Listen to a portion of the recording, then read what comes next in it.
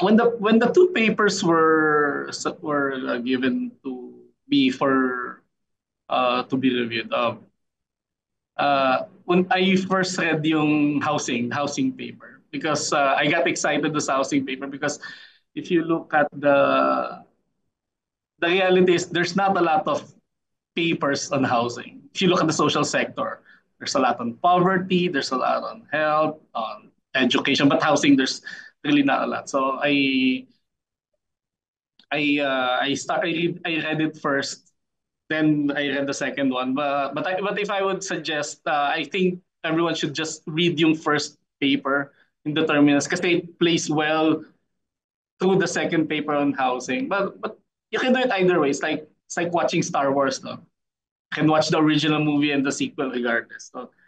So for the first paper on the determinants of the household composition, so in the interest of time, I will focus on the things that really stood out uh, for me. So first yung on a lighter note, no, two-thirds, only two-thirds have part between the ages of 25 to 34 have a partner married. I think that's considerably low. I thought maybe I don't know if I'm just old or I was assuming that dating is easier now with social media and apps and everything. So sabi nga nila, no, wag mong hanapin yung pag-ibig kasi kinakaltas naman sa sweldo yan. But sorry for the joke. But it goes to my second point, no. Medyo very lamentable yung 4% only have government assistance as financing source considering that Pag-ibig has 16 million members in 2024 as of 2024. Almost 3 million of them are OFWs. So the available takeouts and yung available packages so might not be as or maybe kailangan man nila ng better communicating of what packages they offer or um, like for example they have the affordable housing for minimum wage, they have their standard, tas they also have all I think last year they lowered it to yung they have for a limited time they offered their ano, so I think they need to have a better way of communicating yung services that they offer, especially to their members. Another thing that stood out is that 47% live in a different province or city where they work. They live from where they work. Um, when I was younger, a lot younger, the conventional thinking was we need to decongest Metro Manila. Uh, Decongest Metro Manila, build business districts outside of Metro, which is not technically the false, but it shouldn't have been the be all end all because we built business centers outside Metro Manila. We have Clark, we have Metro Cebu, Metro Davao, Cagayan de Oro, even Iloilo. But do you think Metro Manila was decongested? I don't think so. I I think a big part of course we should still develop hubs and economic activities outside Metro Manila. But I think the real long-term solution for this is transport. I believe transport because if you're working, for example, if you're living in Bulacan, you should be able to go to your work in BGC or in Makati and not have to take you 2 to 3 hours one way. Di ba? For example, so it will not, kumbaga hindi ka mafo-force to actually pay for the inflated residences in BGC or in Makati because you can actually go back and forth. So that's one of the key solutions that we think in terms of yung why people live, not do not live where they actually work. And this, that's another big thing that surprised me on the study. Yung working versus non-working. Kasi yung probability of females is 19% and just 8 for me. Actually, the 19% didn't really surprise me as much as the 8% only for males, yung percentage points, yung probability of them when if they're working, no? um, I think it reinforces a lot of parang it confirms a lot of the gender stereotypes that we already have in that sense. Kumbaga, like in the NEDA study that we have in 2019, um, obviously yung labor force, female labor force participation uh, is associated yung decline niya is associated with marriage and childbearing, all female.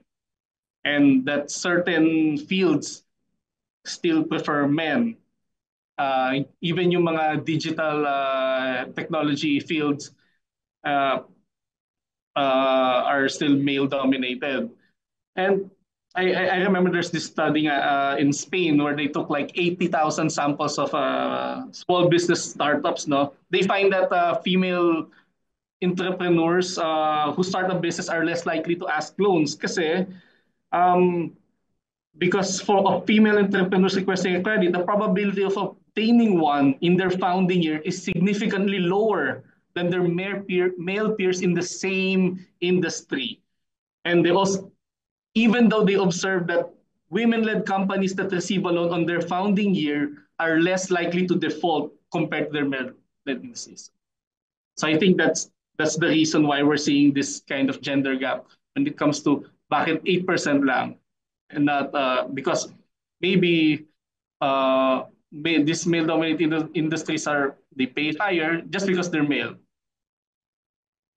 Then on education, another thing is uh, marriage and the presence of children do not lead to formation of new household, but shared housing it results in shared housing or rent. This is I think we also need to look at whether this is by choice. I'm assuming a lot of it is not. Pero it's also nice to know kung how much of those kasi maybe people are the younger generation are not iba na yung ano nila, gusto nila. But I think there needs to be if they don't want to form a new household or ayaw lang bumukod, it should be by choice, not because they're constrained economically. So I think that's one. And dun naman sa housing, dun na paper on the housing trends, and what stood out for me is yung um, I have to admit a lot of the findings were already enforcing a lot of the things that we know on the housing sector. Pero it's nice to know na, for example, yung slowdown in the owner amortizing status uh, is actually saan siya napupunta? Kasi bumababa siya eh. Then then the data shows na napupunta siya sa rent-free arrangements with consent. So which implies nga na yung postponement in decisions to move out of current homes. Diba? So, at least we know where they're going. Yun yung hindi na alam na. Babawasan yung nag-amortize. So, at least this study poses that. And yung home ownership for most population at an older age. Now, this is in terms of may real world implication to kasi let's say if you're gonna be starting to own a house by 40, you might not be able to avail the 30-year ano ng pag-ibig, which will allow you to get lower amortization.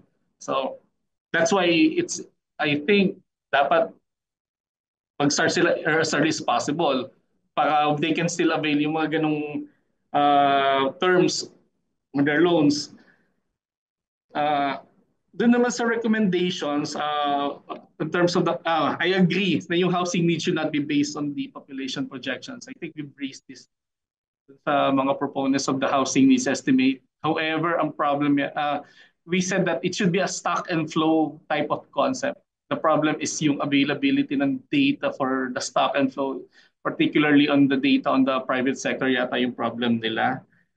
And we also agree that need to offer a variety of housing needs based on the locality. I think on paper or in principle, this should have been ito yung dapat na role ng local shelter plans and local housing boards. Uh, but unfortunately, for example, local housing boards, there's just 7% in the entire country is ano yung active and operational. So finally, one practical solution when it comes to lowering, I think one practical suggestion that we can put forward is that NHMFC needs to be more active in the secondary housing market. We're talking about yung prices of the mortgage prices. No? Right now, their portfolio is just, I think they're doing pretty well. Their portfolio is just 6 billion, 2 billion of which is from Pag-ibig. I think they can do a lot more if they take on the more of the secondary housing market. Okay, just looking at my time. Anyway, so okay, so my major takeaways na lang for the two studies. One, uh, the best way to empower women is to actually put money in their hands, I think, uh, to economic uh, to economic opportunities, uh, equal pay for equal work, and such that now. And I think it leads to better outcomes for everyone, not just for women naman eh. And secondly, yung I think it was mentioned in both studies that we need a robust and developed rental market. I think we're the only country in Southeast Asia that does not have a national program on public rental. I think LGUs have taken the lead on this one. We have Valenzuela, we have Quezon City, we have Manila, but in terms of national, I think this is something that we should really consider. Consider that since the prices of the socialized housing, which was intended originally for the poorest, is hindi na siya nakahabol sa income ng bottom 30 ng bottom 30 earners natin. And we need to look at rental and it needs to be a long-term option. No? And I think government needs to take lead on this with, of course, with help partnership with the private sector. And siguro one thing we can look at is maybe we should review yung RA 9653, yung rental. Maybe it's hindering yung perhaps it's hindering the development of a robust rental market. So okay, that would be all. Time na rin sa. Thank you.